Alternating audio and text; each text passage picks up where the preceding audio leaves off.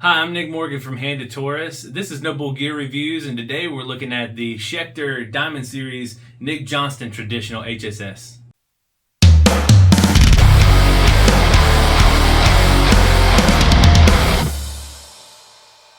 So I'm here with the Schecter Diamond Series Nick Johnston Traditional HSS model. This is the Indonesian model. It's not the USA model. I got it for $8.99 at Righteous Guitars. They have a really great reverb page. So if you haven't checked it, check it out. They do really great setups. They were awesome to work with, and overall I've got nothing but good things to say about them. Underneath this gorgeous atomic frost finish is an alder body. We have a Schecter Diamond Series 78 humbucker in the bridge, and in the middle and neck positions are Schecter's proprietary diamond pickups, the single coils. We also have a split coil tone knob and a standard 5-way selector switch, like any other Strat would have. We also have a Schecter proprietary vintage tremolo system, like any other Strats, and then an ebony fretboard with some very classy brass inlays, some almost like ghost circles, which I think is really cool for the aesthetic. We also have a caramelized roasted maple neck that adds to just some really cool tuning stability, very premium for this price point in guitar in general. We also have a Grass Tech Tusk XL nut that adds to even more tuning stability. So between this and that roasted maple neck, this thing stays pretty well in tune, even with the tremolo system. To finish it off, we also have the Schecter proprietary locking tuners. So as you can see, there is a lot of premium features at this great price point, very affordable price point of guitar. So now we'll do some sound tests with the guitar, just to kind of see how it sounds.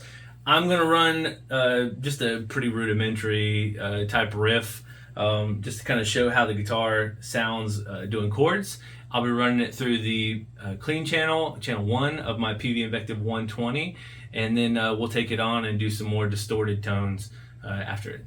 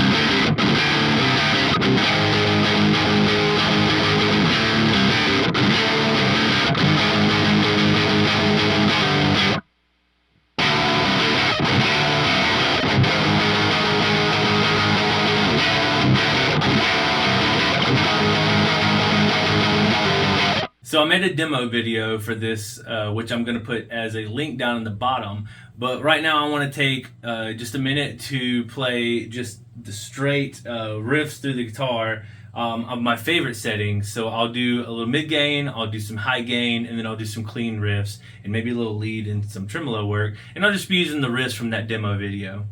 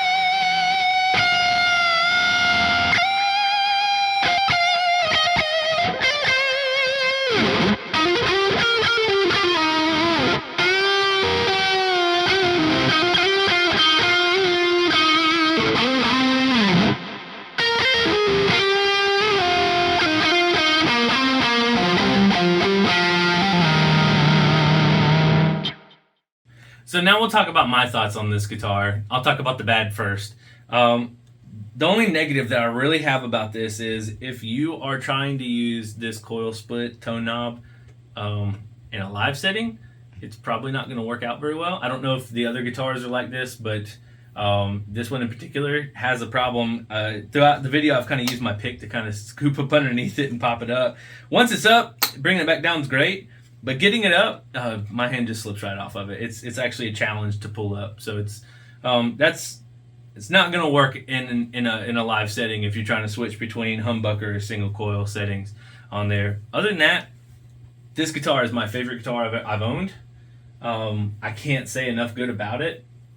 The proprietary locking tuners have really held their own. I tuned this at the beginning of the video. I haven't touched it since, even while messing with the tremolo and taking multiple takes.